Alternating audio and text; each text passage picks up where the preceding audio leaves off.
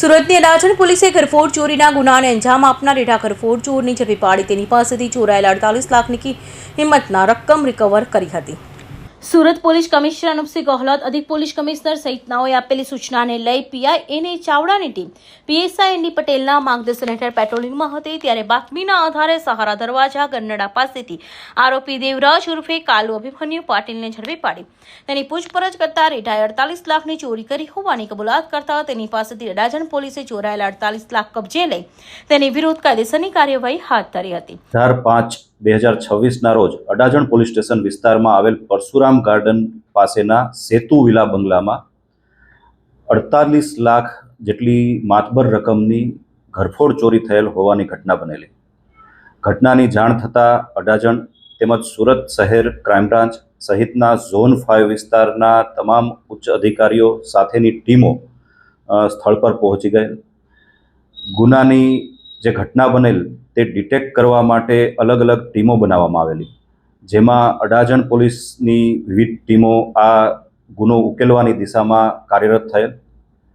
100થી વધુ CCTV footage check કરતા ઘરફોડ ચોરી કરનાર આરોપીના વાહનની ઓળખ પ્રસ્થાપિત થયેલ, જેના આધારે આરોપી સુધી પહોંચવા માટે વિવિધ કામગીરી હ્યુમન ઇન્ટેલિજન્સ તેમજ ટેકનિકલ ઇન્ટેલિજન્સના આધારે કામગીરી શરૂ કરવામાં આવેલી।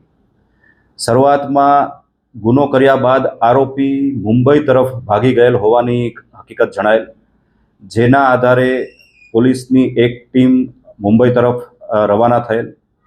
આ દરમિયાન જે ચોરીમાં લેવામાં આવેલા રૂપિયા જે આરોપીએ સુરત ખાતે જ એક ખંડેર મકાનમાં છુપાવીને નાસી ગયેલ, જે પૈસા લેવા માટે આરોપી પરત સુરત ખાતે આવેલો અને આરોપીનું પગેરું મેળવી પુણા વિસ્તારમાં આવેલ સહારા દરવાજા પાસેથી આરોપીની અટકાયત કરવામાં આવેલી। આરોપીની પ્રાથમિક પૂછપરછ દરમિયાન આરોપી પાસેથી તેની તપાસ કરતા 4 લાખ રૂપિયા જેટલી રકમ તેની પાસેથી મળી આવેલ। આ ઉપરાંત યુક્તિ પ્રયુક્તિથી તેની પૂછપરછ કરતા રાંદેર વિસ્તારમાં આવેલ એક ખંડેર મકાનમાં આરોપીએ ચોરીની રકમ છુપાવેલી હોવાની હકીકત જણાયેલ, જેથી ત્યાં તપાસ કરતા ચોરીની બેગ ઉપરાંત અન્ય કેટલાક સોના ચાંદીના દાગીના સહિતનો મુદ્દા માલ પણ મળી આવેલ છે, જે બાબતની આગળની પૂછપરછ ચાલુ છે।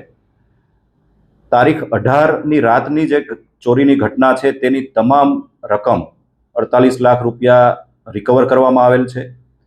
આ આરોપી દેવરાજ પાટીલ અગાઉ પણ 7 જેટલા ગુનાઓમાં વિવિધ પોલીસ સ્ટેશનોમાં ઘરફોડ ચોરી સહિતના ગુનાઓમાં સંડોવાયેલ હોવાનું જાણવા મળેલ છે। એ ઉપરાંત તાજેતરમાં પણ એ ક્યાં ગુનામાં સંડોવાયેલ છે તેની પૂછપરછ હાલમાં ચાલુ છે। સુરત શહેર પોલીસ પોતાના નાગરિકો તથા તેની માલ મિલકતની સુરક્ષા માટે કટિબદ્ધ છે। ભવિષ્યમાં પણ કોઈ પણ પ્રકારની ઘટના બને તો તેને રોકવા માટે અને તેને આરોપીઓને પકડવા માટે સુરત શહેર પોલીસ કટિબદ્ધ છે અને કોઈ પણ સંજોગોમાં સુરત શહેરના નાગરિકોની સલામતી માટે માનનીય પોલીસ કમિશનર શ્રી અનુપમસિંહ ગેહલોત સરના માર્ગદર્શન હેઠળ સુરત શહેર પોલીસ કાર્યરત રહેશે।